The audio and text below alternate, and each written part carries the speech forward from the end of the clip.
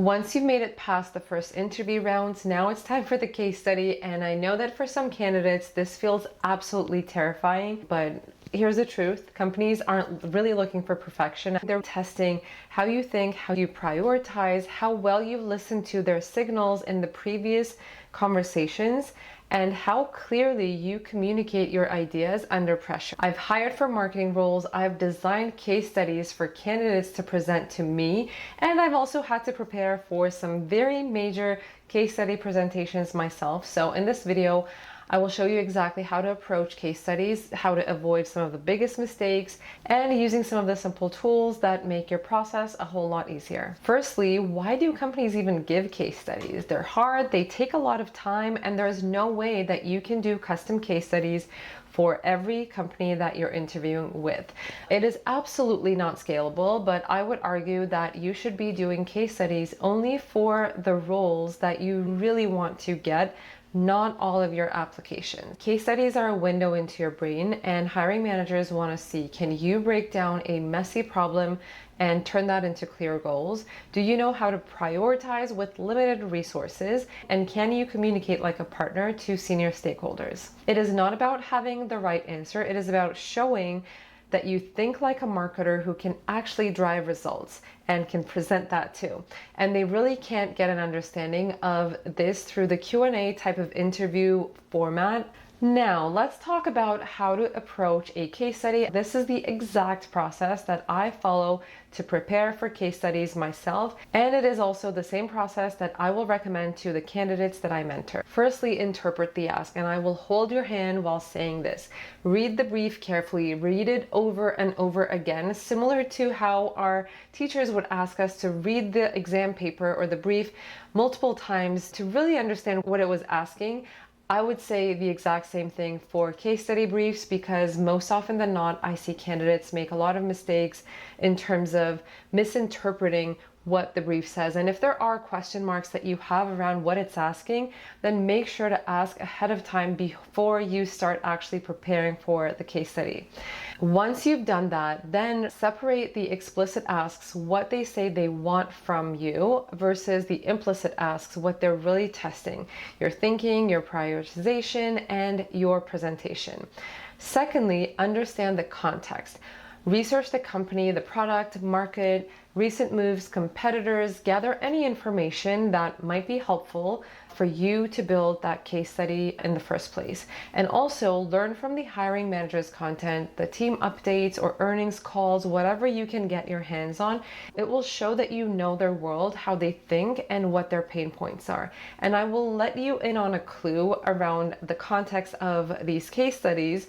More often than not, I would say that the case studies that they give out to candidates will be something that they have a pain point around, or it is a priority topic for them at that time. It will most often not be a random topic to just challenge candidates. Next is defining your angle, and I think this is the stage where you need to bring in your creativity, ideas, vision, and put that together. Ask yourself, what unique point of view or approach can I bring that others might miss? Because again, I will let you in on a truth. Most likely, there are 2 to 3 candidates that have made it to the case study round for the interviews, so you're not alone. They might have a similar approach to the problem, but ask yourself what your unique spice, what your unique vision is that you are bringing into this case study that will most likely be completely different than the other candidates, and that will set you apart. This is where you anchor in your own experience and observations. Next is structuring your story. This is where you actually put all of those ideas and the input together into a structure. So choose a simple logical arc: problem, opportunity, idea, plan, risks, and metrics. Next is time boxing your delivery. I would usually aim for 15 to 20 minutes. Obviously pay attention to the brief. They will usually mention how long they will ask for that presentation to be, and leave room for Q&A. Step 5 is balancing vision with practicality. You might have all the great ideas in the world, and you might want to bring all of that creativity into your case study, but make sure to bring that practicality as well. Show that you can think big, maybe multi-year vision, bold ideas, creativity, but also grounded in quick wins and feasibility. because you want it to also be realistic. Step 6 is using research and signals. Validate your ideas with data, industry insights, or buyer behavior trends. Again, this is maybe some of the information that you've collected in step 2 when you were doing all your research and gathering the input together. Even directional proof will show that you did your homework. So this is where all of your ideas basically become more practical, validated, and there are some data points behind your thinking. Step 7 is building clear materials. So slides or docs should be clean, simple, and visual. Let your talk track carry the conversation and the depth, not walls of text. This often leads to us being trapped in our own preparation, where we now have that wall of text and we fall into the trap of just going through that and reading it off the slide deck, which gets incredibly boring for the listeners. So try to avoid this, obviously. Next step, number 8, is rehearsing with constraints. Practice it out loud. Maybe film yourself doing that presentation over and over again and watch the playback to catch any mistakes or anything that you might want to fix in your actual presentation. I would also recommend using a timer so that you don't run over and lose the precious Q&A time and that discussion session. Number 9 is anticipate questions and objections and being challenged. Prepare for pushback, feasibility, budget, risks, prioritization. Have 2 to 3, I would say, back pocket answers ready. You know what? A good idea would be to actually use ChatGPT to help you get challenged and maybe have some of these back pocket questions and answers that you might get in the interview from the hiring managers. And finally, step 10 is reflect and improve.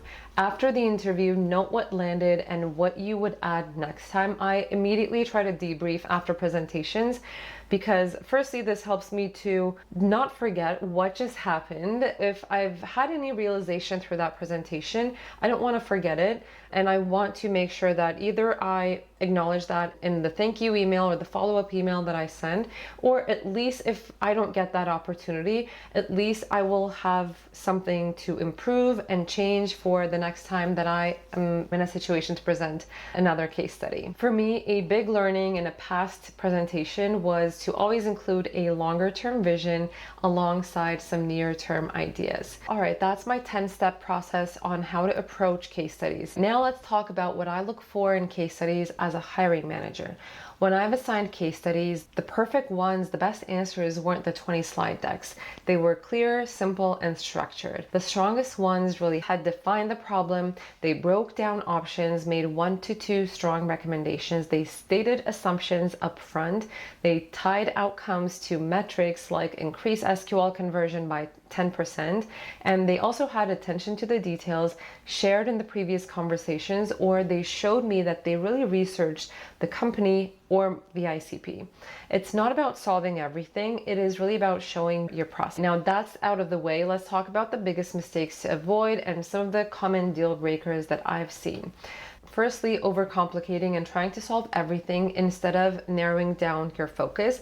Secondly, ignoring constraints, recommending big budget moves with flat resources, just being unrealistic with your approach.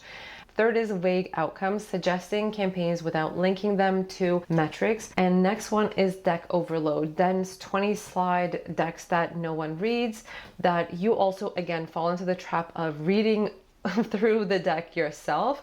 And next one I would say is exceeding the duration that is asked from you, either taking too long to explain or meandering around the topic. Firstly, you will risk losing the attention and focus of your audience. But secondly, this also shows that you're not able to pay attention to the time frame that is allocated to that presentation, and that is not a good sign. And ultimately, this is to your disadvantage because you will be eating up the time at the end for a Q&A, interesting questions and discussions, and also a chance for you to ask your questions, whether around the case study or anything else around the interview process, because you will have consumed all of that meeting time with your presentation. Now let's talk about the tools that will help you prepare for a great case study and also will save you time. Firstly, I don't think my first recommendation is going to surprise anyone, but it is ChatGPT. Use it to run mock case studies or stress test your answers. Also prepare for the challenging additional questions that you might end up receiving from the hiring managers, as we've mentioned a few minutes ago.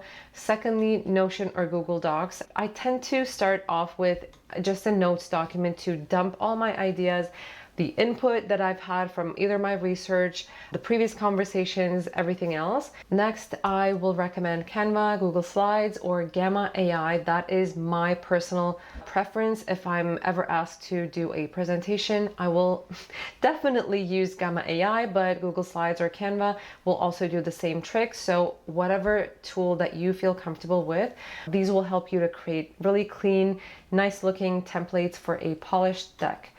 But ultimately, the tools really aren't the point, right? They save you time so that you can focus on what really matters, which is your ideas. Let me leave you off with my final tip, which is treating this framework as a skill that you will use beyond interviews. You can use it anytime you need to present a plan, whether that's in school projects, internal presentations at work, or pitching ideas to leadership. By the time you face a case study in a job interview process, this won't feel foreign to you because you would have already been using this. It will just feel like another presentation that you already know how to handle like a boss. Remember, the goal isn't perfection. It's showing that you can think clearly, you can prioritize smartly, and you can communicate like a partner. That is what gets you hired. If this helped you, please hit subscribe and drop a comment with the part of the job interview process that you struggled the most with. I might make the next video on that particular topic. In the meantime, you might want to check out the video that is on the screen right now, which is the questions that we actually ask in marketing specialist interviews.